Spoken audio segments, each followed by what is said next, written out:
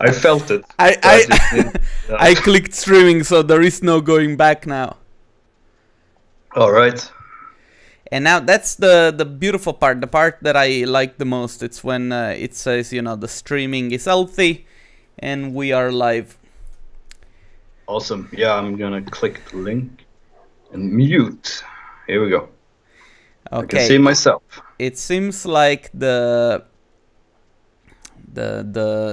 streaming is live, and now it starts. I think. I don't know. I never know how this works. Anyway. 0 people watching. Yeah. But you know, it is what it is. It's a Wednesday night. It's in the middle of the deadlines. People are like, really? That guy again? He's talking about me. But no, it takes a couple of minutes before people tune in. Oh, actually, yeah. I was wrong. There were already like 6-7 people watching, waiting. Oh, so, awesome. So we have Chaos VFX. Then we got a guy, his name is Kevin the Dane. I don't know him that well. You know him? Of course. Then we got Vlad. You know everybody. We got Panagiotis, I think it's his name. Andrea, Nuno, Gulshan, Pedro, Alan, I think. Ellen, Sumet, Dimitris, Christina, Christiana, sorry, Christiana. Don't hurt me, okay? Okay. Oh my god, already like 20 people watching, man. Oh. I think I might have underestimated this. Yeah, you put some pressure on me. Yeah. Alan. So, am I saying it right? Alan? It's like French. Christiana, I'm sorry. I didn't do that on purpose. I just went too fast. Okay? I know that your name is Christiana. Please don't make me feel guilty. I have already too much that I have to deal with. You have no idea. Dude, we got more than 20 people watching already. All right. There are a lot of like comments coming in. I would say let's not waste any time. Should we start? Should we start with our secret guest? With our secret guest? Okay. Introduce our secret guest. Yeah. And there he is! Oh, there he is. Yeah. Thank you, Johannes, for getting in touch with us on an iPad.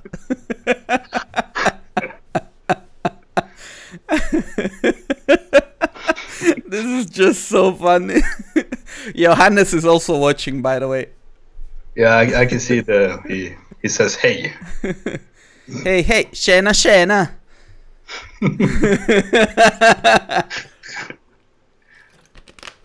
Okay, dude, we're already 3 minutes in. Let's start with this interview, okay?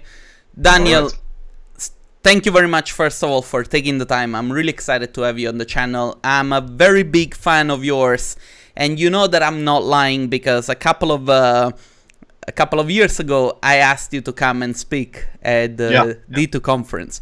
That didn't happen. We're gonna touch up a little bit on that as well later, because I kind of want you to share a little bit your story. But I want you to do a very quick or slow, up to you, introduction about you, who you are, what you do, and then we can start a little bit our conversation.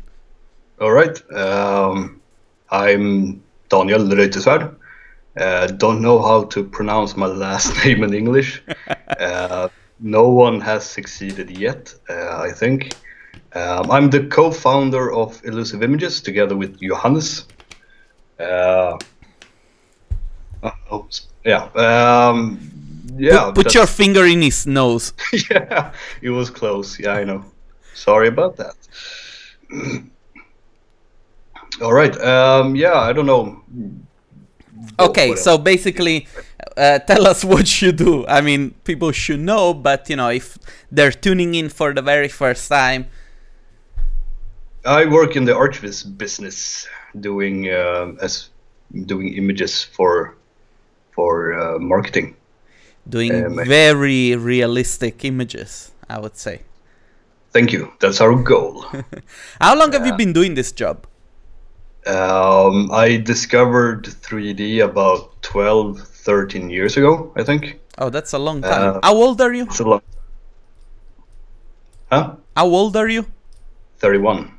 31, okay. So I was 18. It was the last year in high school, I think it is, senior high school or something. We had one semester, I think it's called, of 3D, using 3D Viz. I think there was a max version, I'm not sure. But yeah, using that and scanline render. Didn't even know V-Ray existed, for example. And you know, before that, we had some education in SolidWorks, which was awesome. Loved it. Me and a friend of mine, you know, we completed everything before everyone else. We just loved it so much. And then we had the 3D, and it was very fun. I get hooked right away.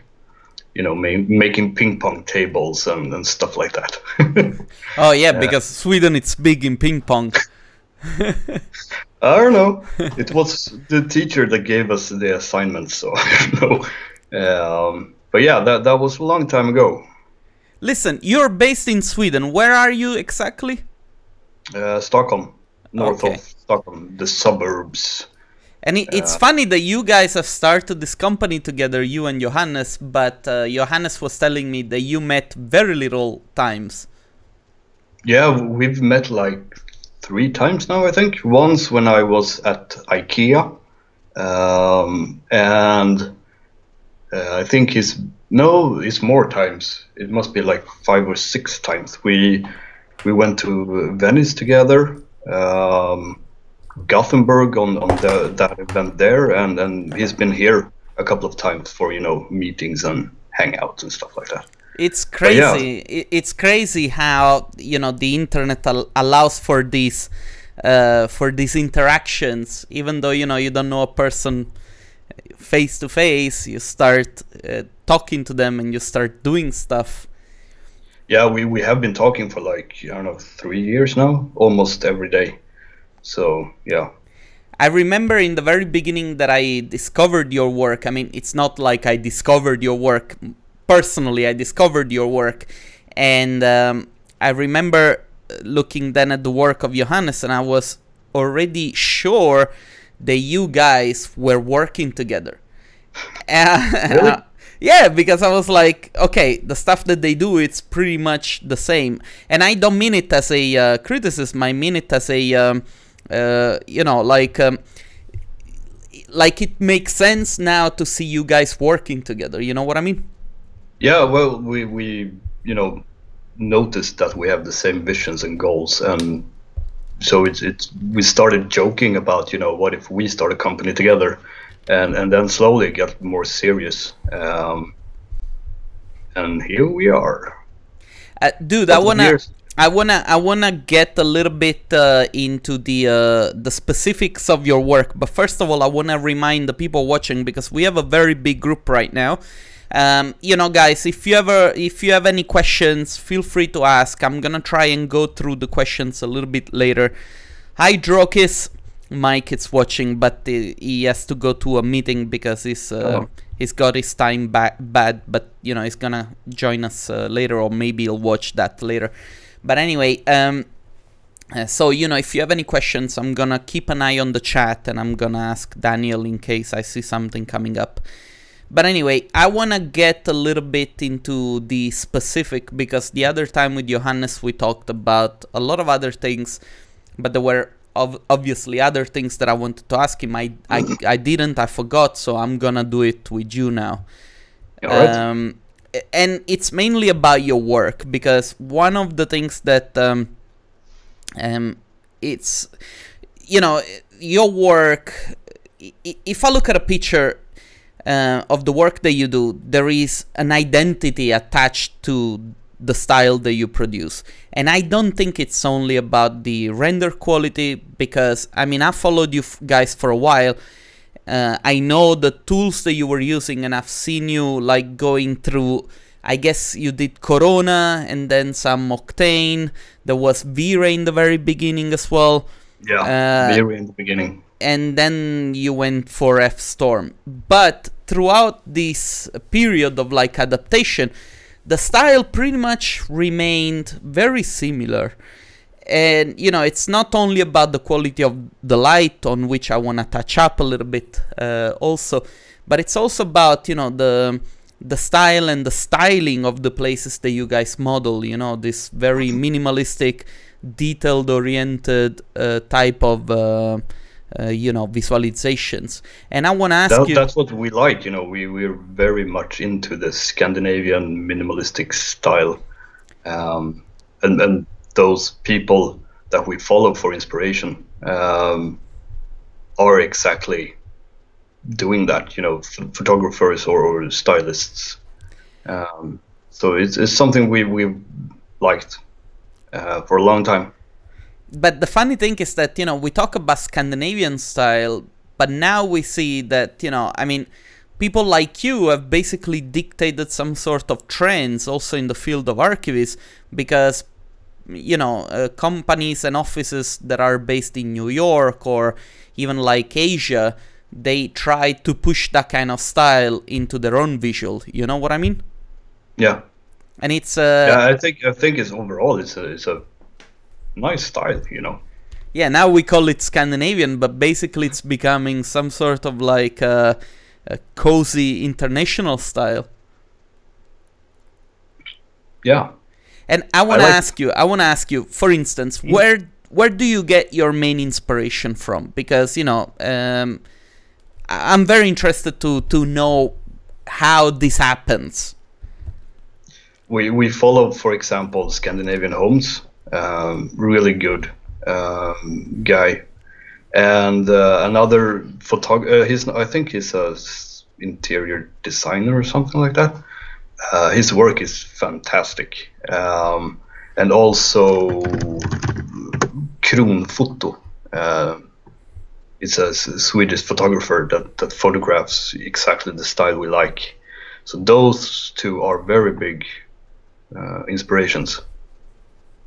Send me a link so that I can post it on. Sure. Here we go. And so walk me through this. You know, obviously you have. Oh, okay. It's over there. I'll open it and I will. Yeah, and here's the second one. Okay, one at a time, because I have a little bit of an issue with like resizing viewports here. So yeah, beautiful work. And this is all like, it's not rendered, this is real photography, right? Yeah, it's real, yeah. Okay. Yeah, amazing. I'm gonna put these links in the description of the video later. But anyway, it's, yeah, people are asking for the links. Don't worry, later guys, later. Now, one of the things that I would be interested to ask you is, since your work has been so influential, say in the way other people make interior images, do clients come to you because they want that kind of visualization that you guys produce? Some clients do. You know, a lot of times they look at our website and think, oh, that looks nice. But then they don't let us do what we do. Okay, because there is also a question coming from Andrea. How much freedom do you have in the composition and choice of furniture? It varies a bit. You know, one client gives us total freedom, you know, do whatever we want, which is fantastic, because the result is always much better, because they just want pretty pictures. They don't care about the furniture, so or anything at all, and they're always super happy with the result. So it varies between clients. Did you how did you get this attitude towards interior design? Because obviously, you know, you can have skills in making good visualizations, but in your case there is a whole deal of like making interior spaces that I think it's also a very strong part of your workflow and the things that you can offer to your clients. How how did you get into interior design, or how did you develop that kind of a skill? I don't really know, to be honest. It just kind of happened. It's been slowly growing since I found 3D 12 years ago. I kind of I studied 2 years, like 2008 to 2010, so general 3D education, and then we had an internship, and I couldn't get any, and a friend of mine managed to get an internship in an architectural firm, so he kind of asked if I could join him, and that's kind of where I got into architecture.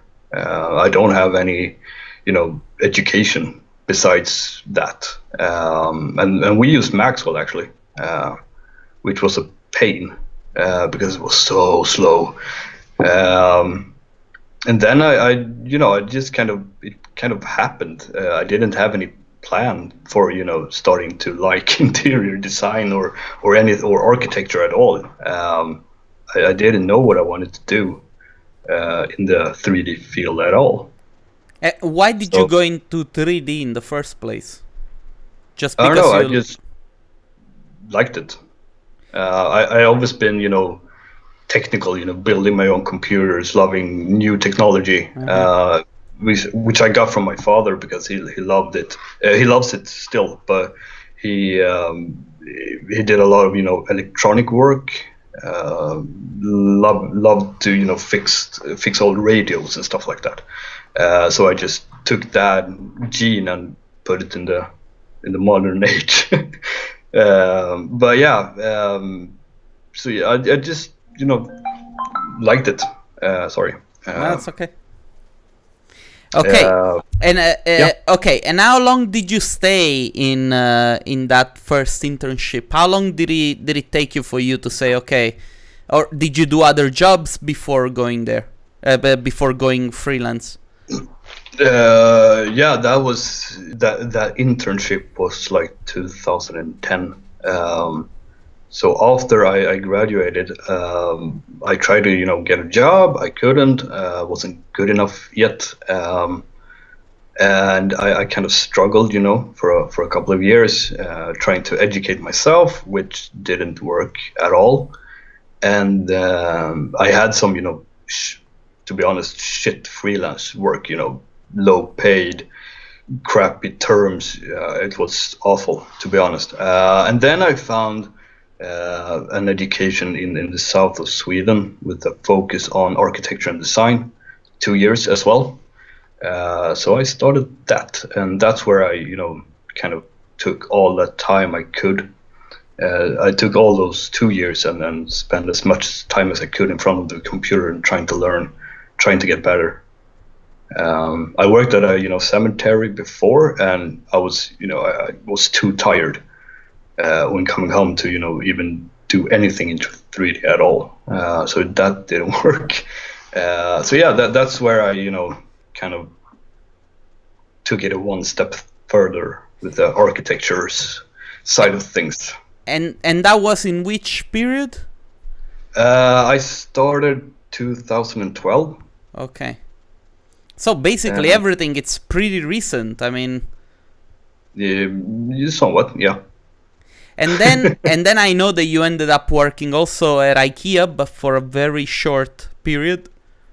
Yeah, after graduating in 2014, I started working at a company here in Stockholm, and for about 6 months before I quit and started my own business.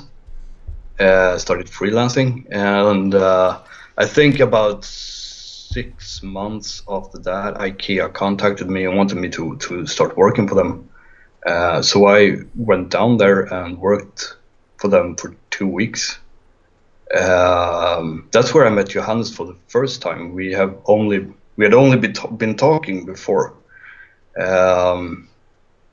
What was the question again? No. You went to work for IKEA for 2 weeks only. Yeah. Well, a couple of months later, I worked from a distance for them, but that didn't work at all. So as a offline or online freelance. Yeah, something like that. And I have my own company at the same time, so it kind of collided a lot, and it just didn't work. I had to spend the first week calling people. That was my first week. So for me, it didn't work out, and I don't know. I always wanted to have my own company and be my own boss and do what I want. So yeah, I kept going on that track. Okay, there are some questions coming in. There are things that I want to ask you also, but probably let's get these questions out of the way. So, how do you handle a bad client? Do you put yourself under pressure to meet these goals and get paid, or you decline the assignment in order to stick to your style? And also, there is another question which can be connected. What type of clients do you have? Mostly, real estate people. I think that's the right word. Yeah. Yeah. That's the biggest type of clients we have. We also have some, more secret clients, but I can say, kitchen producers. And I think we posted some of those images. And it varies a lot, a few architects, but mostly real estate clients. I'm gonna try to pull out some of your images so that people can see them whilst you talk. All right. Just, as a matter of reference. These are beautiful, beautiful composition. But I can also see, now that you mention it, the inspiration that you guys get from the photography that you posted before. Yeah. Okay, and now the reason why I wanted for you to answer the questions from the chat is because before going into the live, we started talking a little bit about personal stuff. Yeah. I know that you were struggling a lot whilst working for IKEA, and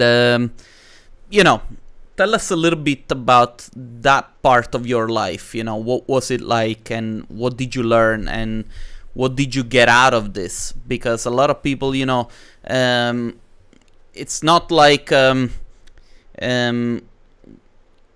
lot of people see certain things as a point of arrival, and they see it as a holy grail.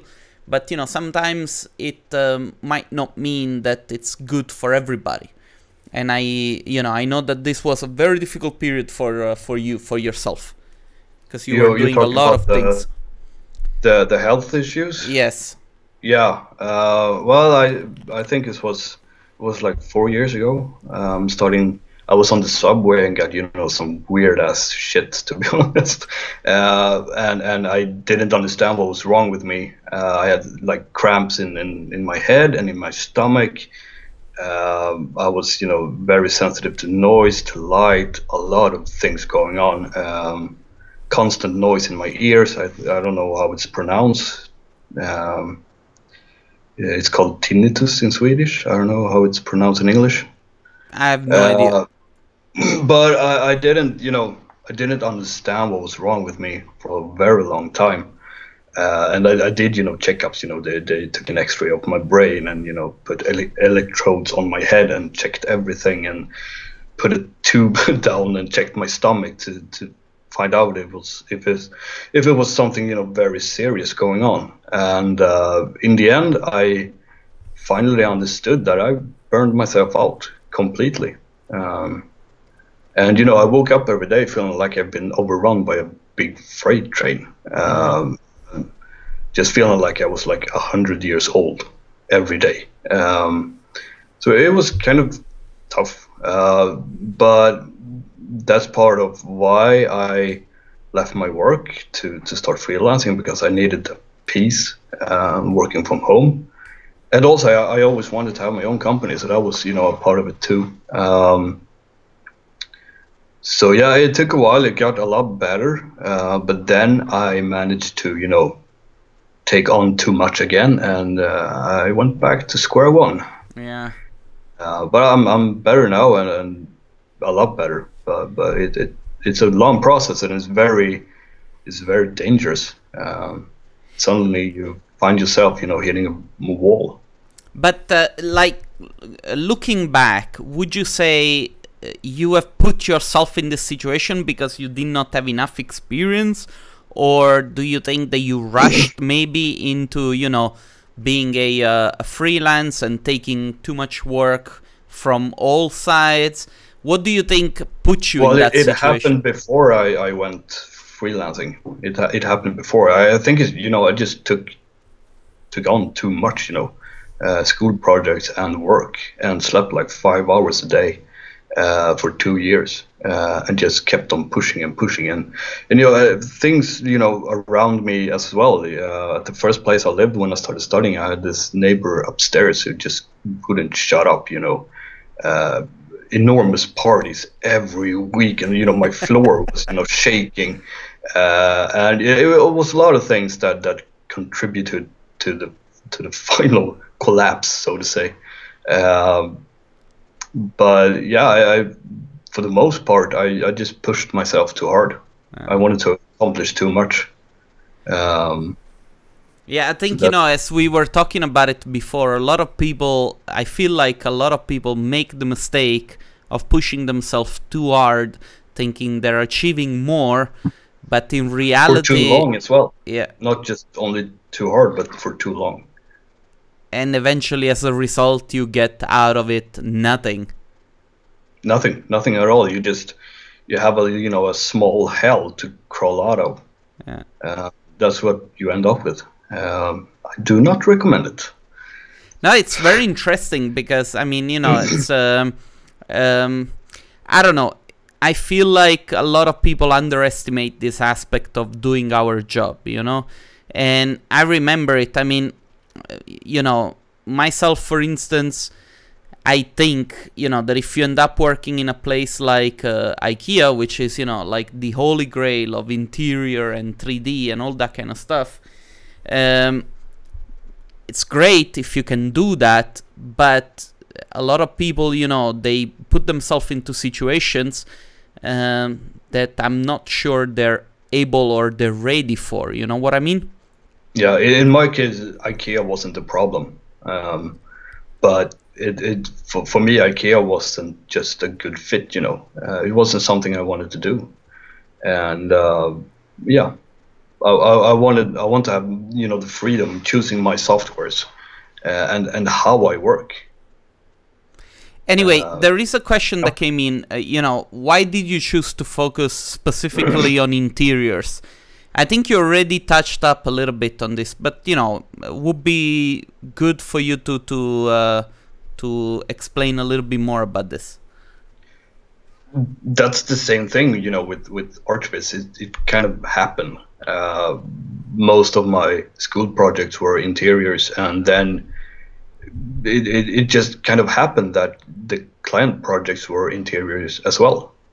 So I and we want to, you know, focus a lot more on exteriors and push ourselves there as well. But most of the stuff has been interiors from clients.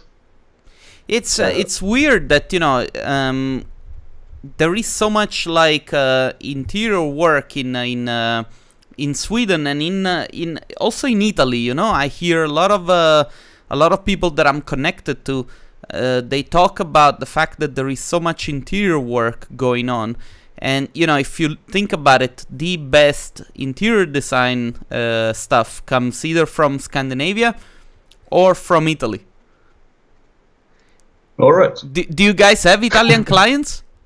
We don't have much international clients. We have, a lot of asking to do projects for them. But most of our clients are Swedish at the moment, at least. Okay. There is a question from Kevin. How large are the projects that you guys take on, like in terms of numbers of images? I would say, regular projects, about 4 to 6 images per project. That's about it. A few interiors, 1 or 2 exteriors. That seems to be the normal range so far. I want to ask you something myself, and that was one of the questions that I wanted to ask you at the very beginning. But like, can you describe me a little bit the process between you and Johannes when a job comes in? How does this develop? Well, we talk about it. If it's a project that we want to do or not, if we have time for it or not. If we have time for it,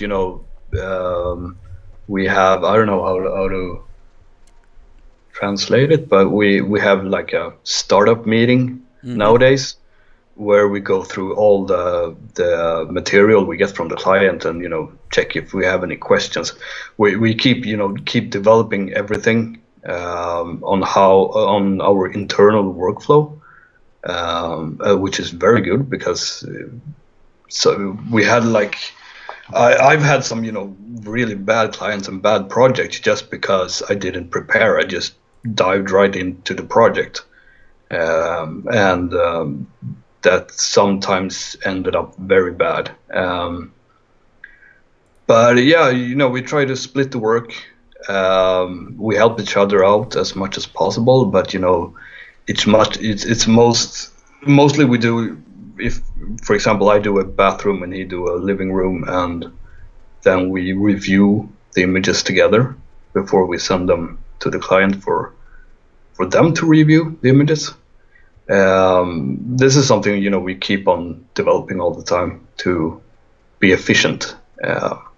Yeah. And from a technical point of view, do you guys spend a lot of time, say, sketching ideas before going into 3D? Do you use like block out techniques? How do you discuss the initial stage of a project? Most of our clients know what they want. They give us, placement of furniture and which furniture, and then or mood boards or something like that. So there's no need, for sketching or something like that. So the client comes with a mood board by themselves. Most of the time, yes. Okay. Some clients have give us completely free hands, and some clients also have interior stylists, professionals that they bring into the project.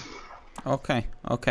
And when it comes to, say, for instance, the choice of furniture, how do you guide the client to make him understand what's the right type of furniture, or if they recommend, or if they say this is the type of furniture that we want and you don't have it? How do you manage that part? If we have custom furniture or something like that. Well, if it's very complicated, we tell them right away. But we do have an online catalog of every 3D model that we have, so we can send that to the client and tell them choose something from here. Okay, very interesting. Because it gives us a more control over the quality as well, and we don't have to spend a lot of time. Some clients just send a picture of a chair, and you have to Google it, you have to try to find who made it, and sometimes it's really, really custom stuff, like some chair from the 60s with no name, no manufacturer, nothing, and that's a kind of waste of time, because you can find similar stuff. But yeah, we have a limit on how much custom stuff we do, because a lot of times we have done custom stuff and the client says, no, throw it away. All right, okay, so we spent like 5 hours modeling crap and you don't even want it anymore. So yeah, we kind of put our foot down there and changed how much custom stuff we do for clients. This is actually very clever. If only everybody was able to implement such a system to say, you have a catalog and this is what we can offer you, or if you really want to have that, we will have to make you pay extra. You know what I mean? Yeah. We in a project that we are working on right now, they have a professional interior stylist, and everything she wants, we model. It's a lot of custom modeling, but she knows what she wants and she's happy with what we have done, and she hasn't thrown a lot of things away or anything at all, to be honest. I think one thing maybe, but and in that case it's all right, because we know that the time or the effort we put into modeling everything she wants, it will be used in the end, and it will look good as well. Yeah, of course. Okay, there is a couple of questions. There is one from Carolina, which probably is might be for you to answer in a generic way. So what inspires you, or who inspires you the most? Now, I'm not sure if it's because we already answered that from the point of view of like interior images that you guys do, but maybe there is also something else that you look at in terms of inspiration. Not much, I there are a lot of 3D people I admire, like Bertrand Benoit. I don't understand how he has the patience for his project. I lose interest in my projects after like a week and throw it away.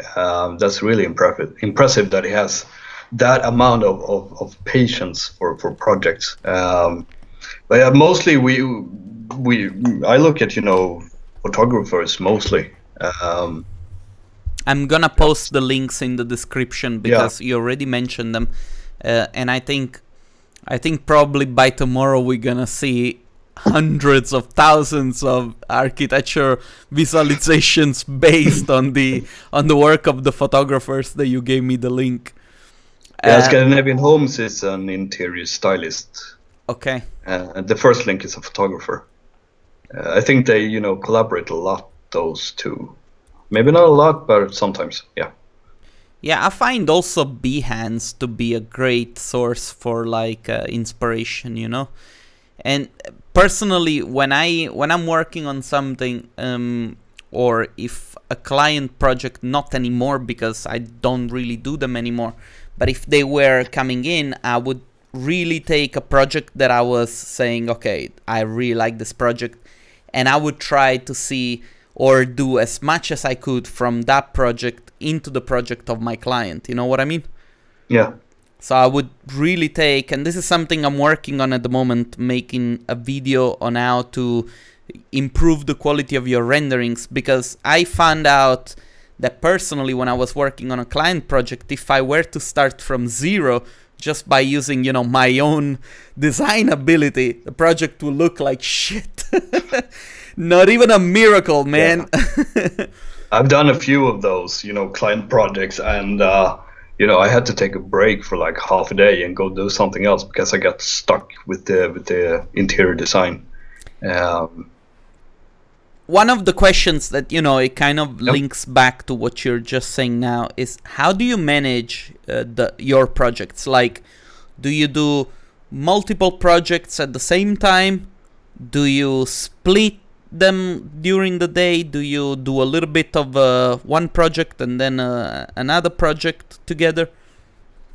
We try to have one project at a time, because it's very easy for things to be a bit chaotic. So that's the goal overall, but more and more the projects start to collide in the end, or a client comes too late and wants the images right now, and sometimes we have to think and see if it's a client that we really like and really want to keep. We kind of sometimes have to press one project into another project, and that can get a bit chaotic, but we try to avoid it as much as possible, and just focus on one project at a time. I tell you, one of the things that I'm helping my clients with, because I now work mainly with designers and design companies and visualization companies. When we make a contract, we give a deadline for the hand-in of the project so that the client cannot come back after that deadline. And they know after that deadline that they have to wait 1 week in order to get further changes. Because the handing in an image, it's a very relative thing. You do an image, then you do a couple of rounds of changes, then the image is done, you give it to the client, and the client presents it to whoever he has to present it, and then they will come back to you after a couple of days and say, oh, our client said, can you change that little thing? And maybe it's only a couple of hours of work, but it's not included in what you provide to them. You know what I mean? Yeah. So by having this gap, maybe 1 week, 2 weeks, the client, there is enough space to say, okay, I need to pay again to get the service from these guys. Yeah, we try to make a project schedule as many times as possible that the client has to follow as well, because it is so easy. A lot of clients, we set a date for final delivery when the project has to be done, and then a few days before that they say to us, hey, look, we got 2 more weeks, good for us. And we're like, no, we don't have 2 more weeks, we have a few days left. Exactly. Exactly. This comes with the experience, because if you don't do it, and if you don't bang your head on the wall all the time, you're gonna end up working on an image forever. Yeah, that has happened way too many times. I can imagine. Yeah, and we worked with one guy or company that didn't have any proper drawings. He drew them on napkins, and he had no idea what he wanted. He emailed us a month after the project was done and asked for measurements, and we were like, what? We're not architects. Why are you asking us about the measurements for your building? And yeah, we won't work with him again. And sometimes you gotta burn the bridge. Yeah, definitely. There are some, and also don't be afraid to do it, because you will be happier getting rid of that client. You will be so much happier in the long run. Yes. So guys, please put it in your head. Sometimes you have to fire your client. Okay. Yeah. It's not the other way around only. You also have leverage on your client. Please remember all the time that when a client comes to you, they need you. Don't feel like you need them. All right.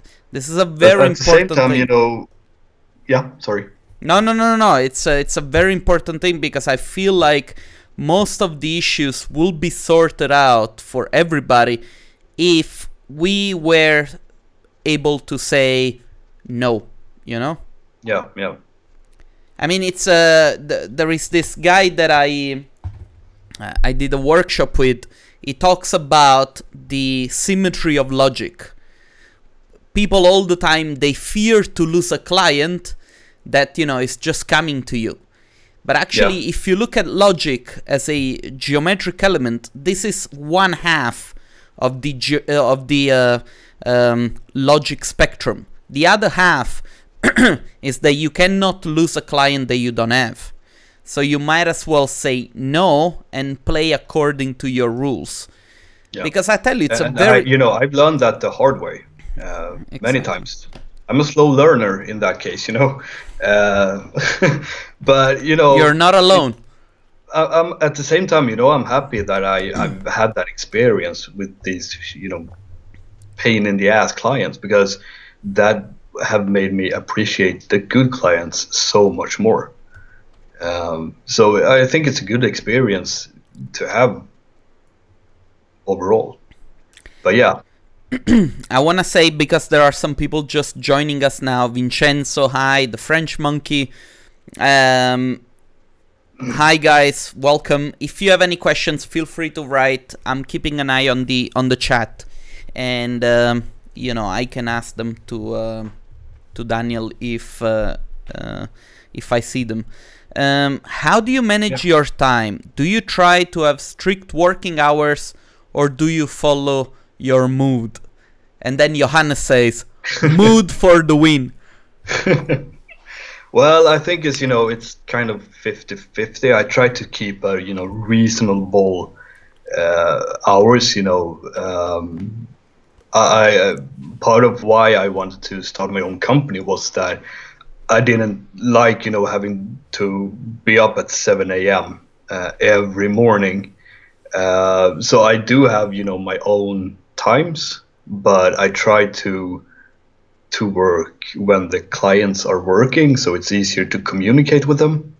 But yeah, it's also based on mood. If I wake up one morning and it's raining and it's crappy weather, I know that I can just snooze for an hour and it's all right. So yeah.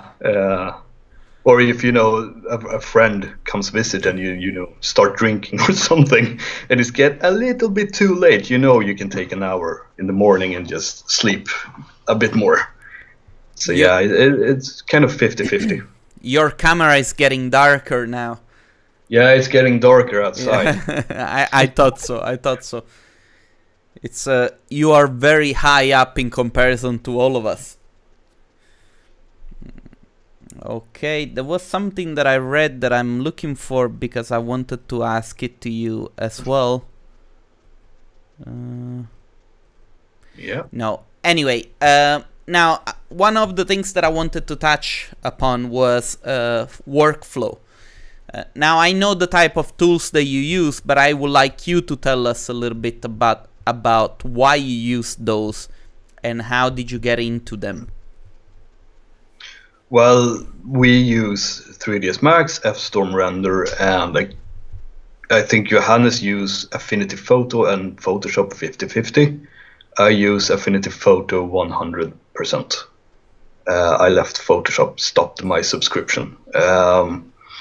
And mainly because, you have some really nice, you have denoising and a lot of other live filters in Affinity.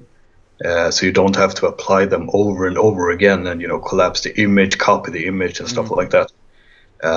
Affinity is kind of slow, but, I don't do much retouch anyway. So, well, regarding F-Storm or 3ds Max to begin with, I think it's, it kind of happened naturally. I think 3ds Max is very good for ArchViz because there's tons of, plugins and scripts and stuff like that. I think there is for, Autodesk Maya as well, but not to the same extent. And F-Storm, yeah, I started out with Scanline, of course, but then it was Maxwell. I think I tried to learn Mentor for a while, didn't work out well. I tried, what's it called? Brazel Render or something like that. Really old. It doesn't exist anymore. It was like I think it's somewhere when V-Ray was first announced. It was around that time. But yeah, in the second year when I was studying, I found Corona and tried it one evening and left V-Ray for that for good almost. And then after started talking to Johannes, he showed me Octane, and I was like, ooh, I need to try this. And then I switched to Octane. And then about, I don't know, 2 years ago, I think, the first version of F-Storm started coming out. And I know both me and Johannes tried it, but you know, the first version, we couldn't even get the sun from an HDRI in the room because he hadn't implemented, I think, direct lighting or something like that. Mm-hmm. So we, you know, kept an eye on it, and then in the end we left for F-Storm. And the main reason is because, you know, when I went from Corona to Octane, I had a 980 GTX, and the interactivity was so fast compared to Corona. It was insane. So I started, you know, buying graphics cards, and I think I built another computer as well, and just stuffed in more graphics cards. So I started to use Octane for commercial work as well. And there's something about, you know, the how the materials and the light behaves in both F-Storm and Octane that I really like. So it's mainly, you know, we go where the photorealism is. Mm-hmm. Really. Yeah. That's a beautiful way to put it. We go where the photorealism. Where we go, we need no roads. Yeah, we have no. Listen, Johannes is asking, why do you love wearing pink dresses? And also, don't forget to hint about the Twitch. Now, you know why I love wearing pink dresses, so I'm not going to touch on that. But okay. Yeah, we have a Twitch planned next Monday. Not this Monday, but next Monday, because Johannes is visiting Stockholm. Okay, so you guys are going to go on Twitch? Yeah, first official Elusive Images Twitch. Okay, but I hope it's not gonna be in Swedish. Of course it is. You're gonna be like, "Vad fan?" Fighting with each other. Vad fan i helvete. Helvete. Yeah. I remember a little bit. Hold on, there was something that I wanted to ask you. Oh, regarding Affinity. Does Affinity support a full 32-bit workflow to work with like 32-bit images? It does. Yeah, I did. I think I did some experiments a while ago, and I think it actually was better than Photoshop at some points. Affinity can be quite slow. It's still, you know, it's still a very young software, so they have a lot of things to do. But yeah, and also Affinity has this, you know, interactive 360 VR mode where you can, you know, navigate around and retouch live 360 images. The funny thing is, you know, like a couple of months after I tried that in Affinity, Photoshop announced the same feature. So yeah, but I like Affinity. You know, it's one-time cost, no subscription. And I kind of felt like the latest Photoshop versions has been slow and buggy, and yeah, I just left it. It's you know, it's a question of time, and either Adobe or Autodesk is going to buy the Oasis one day, and then we're all gonna live in the cloud. And you know, if we have seen the movie Ready Player One, we know how it's going to end. I haven't seen that movie yet. Somebody will have to get rid of the CEO of these companies and start everything from scratch, because everything is going into the cloud. I really like the fact that, you know, Affinity gives you this one-time fee, and then, you know, all the updates relative to that version are going to be included. I don't know if it's going to be sustainable from their side, but you know, yeah, I don't know. The thing is that at the moment, I mean, if you want to do this job, you really have to like, you have to make sure that you have money coming in every month, because, you know, everything is moving into the cloud. And even if you want to do it as a hobby, you're not gonna be able to. Christian, I'm sorry that I spoiled the movie for you, but I didn't say anything, so don't worry about it. You're still gonna enjoy it.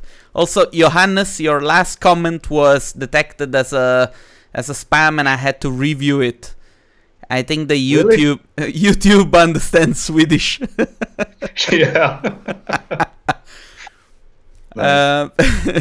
Okay, guys, do you have any more questions for Daniel, or are you falling asleep? Because I see we lost a couple of followers. Give them a couple of minutes. Anyway, yeah, sure. Yeah, no, I find it very interesting that you guys have, like, I remember that up to the moment that you came into play with the work that you were doing, the other person that was really like dominating a little bit the archivist scene in terms of like creativity and the quality of work that they were doing and are still doing was Juraj Talcik. Yeah. And I mean, of course, you know, they're super good, and I'm trying to interview Juraj. But I don't know, I kind of feel like you guys have brought something that, you know, nobody was doing before. And to me, this is still very fascinating, especially when it comes to, you know, things like the understanding of light. I don't know, how much study does it go into this kind of stuff, you know? Because when I look at your images, you know, there is that feeling that, you know, the fact that you shape the space using lights, and, you know, this is not something that you say, okay, I take a rendering and I do it like this and it's gonna look good. No, I think that there is so much more to it, you know, and I would be curious to understand how you guys approach the topic of light, because this is a dominating thing in all your images. The thing is, you know, we don't do anything special, at least, you know, from our point of view. We try to keep it as simple as possible. We love daylight. We try to avoid artificial lights as much as we can. And mainly, you know, almost all of our images is just one HDRI. That's it. We do experiment sometimes, you know, creating, you know, custom LUTs and stuff like that. But regarding light, I don't know. I really don't know what to say, except we, you know, try to keep it as simple as possible. Let me interrupt you for a second. You say, I love talking to artists, because artists, they never know how they do certain things, you know. There is a very good friend of mine, Thomas Dubois, you know, the French artist. He does beautiful renders. He's also cinema 4D user. And we have had a couple of workshops with him. And every time that people would ask him a question, you know, how do you know that this is going to look good? The answer was always the same. I don't know, but it looks good. Yeah, you know, I don't know what's so special. I don't know what I'm doing, you know. I just do what I do, and when I feel like, you know, all right, this looks good, that's it. I'm done with lighting, you know. And it's mostly, you know, checking a few different HDRIs. But yeah, we try to keep it as, you know, as photographic as possible as well, of course. No, you know, no extreme values or weird, you know, flipped HDRI upside down or something like that. But yeah, keep it simple as possible. No, it's very impressive. Yeah, simply because, you know, I mean, you went through so many workflows in terms of rendering engines that you were using, but still the quality managed to stay consistent, you know. So this has to do with your choices when it comes to, okay, what are we going to do? You know what I mean? But anyway, there are so many questions coming in. I'm just gonna ask them to you. Sure. Because there are some people that just joined. So they're asking, okay, is it day or night in Sweden? At the moment, it's your face. Let me see if I there can is this much of face coming out. Yeah, it's it's starting to slowly get dark, but it's still it's not night yet. I can try to flip the switch. Let me see. Yeah, maybe it's a bit better. You should have done like 20 minutes ago that. Yeah, I don't use it. It's just a simple light bulb. I don't have a proper lamp yet. I remember when you guys started to make all these flashlight renders in F-Storm. Do you remember? Yeah, the flashlights. Yeah. That was fun. Yeah, that was like a trend for a couple of months, and then everybody ruined it. It was a fun experiment, Yeah. Listen, there is a question. Yeah. What is your approach, or do you plan to, incorporate VR, AR in your workflow? Don't have any plans at the moment. I've done some, 360 images for clients, but not many clients ask for it, actually. They want still images. So, yeah, no serious plans for that at the moment. Sorry, I'm not laughing at you. I'm laughing at what Johannes is writing, and I'm not gonna. It's getting kind of figured it. It's getting out of hand. Okay, I'm just gonna ignore it. Okay, people are asking about the post process.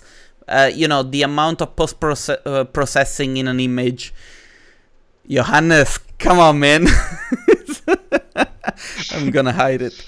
So, in terms of like between an image coming from a frame buffer and, an image to be post-processed, what's the percentage?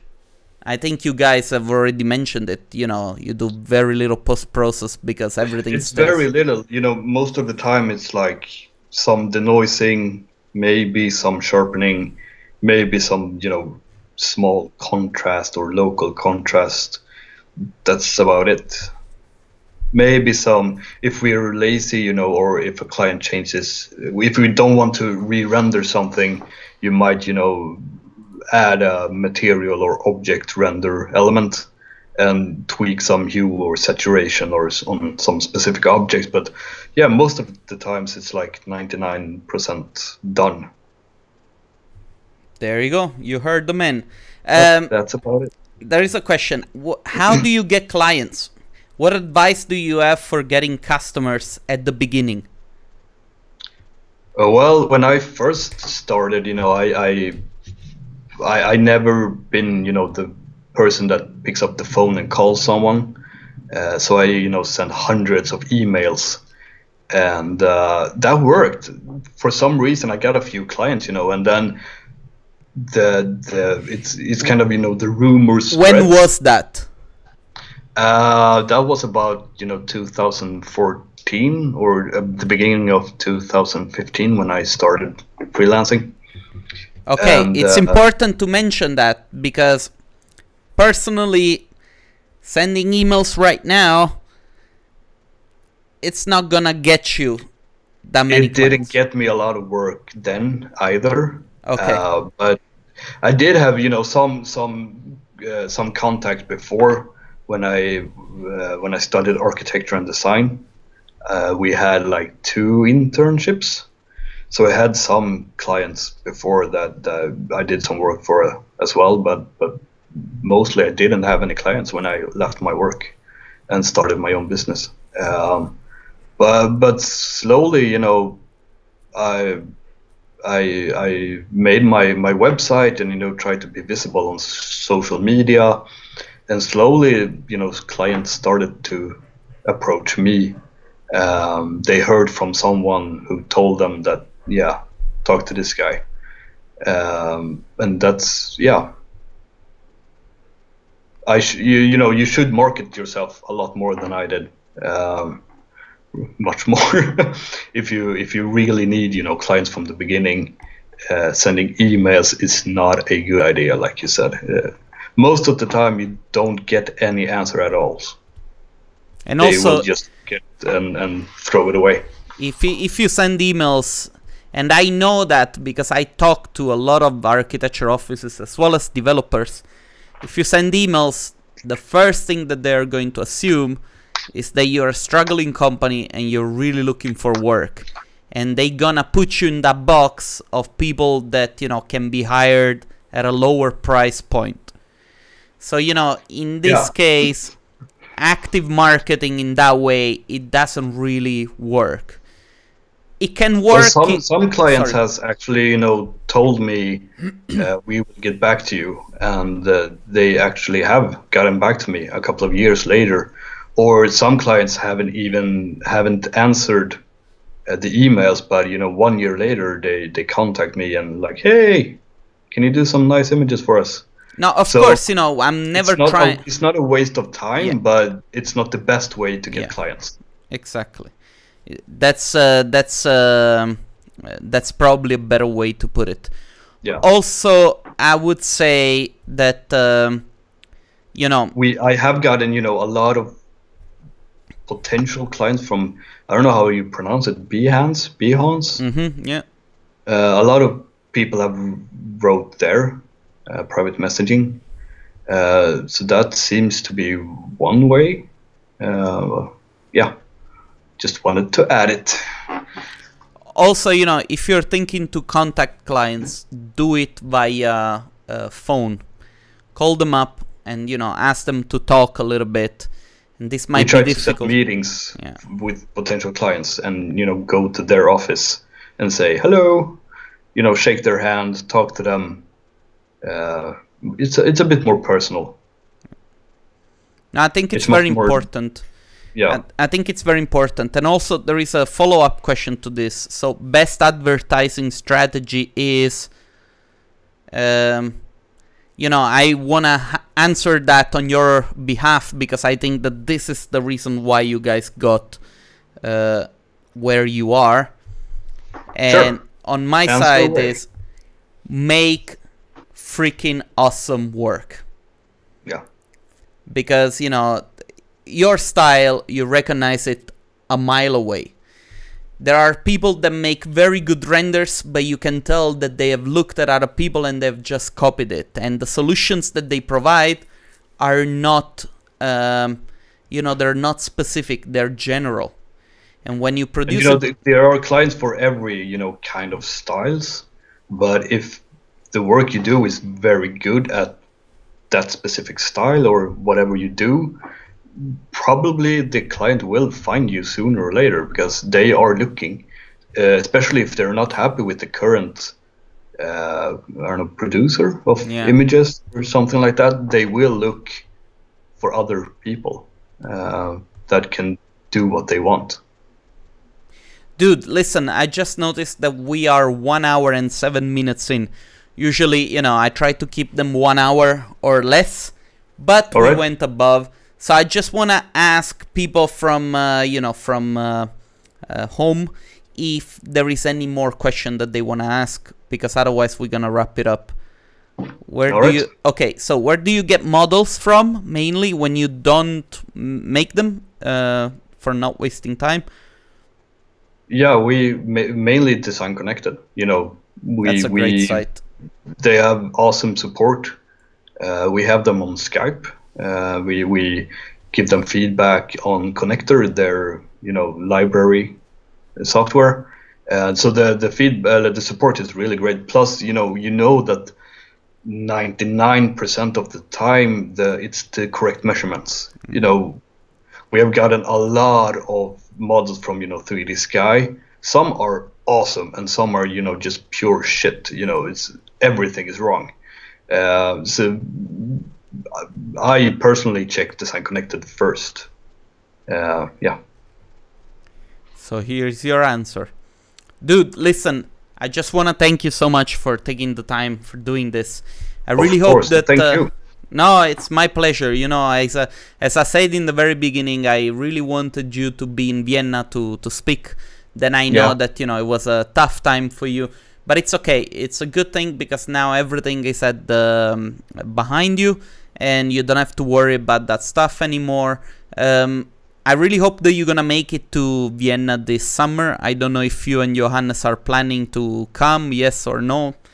I think Johannes has his ticket already. Yes. I'm still, you know, I'm hoping I will make it over there. Still, I want to go, of course. But I will do my best to make it this year. Do it, man. The beer is for free.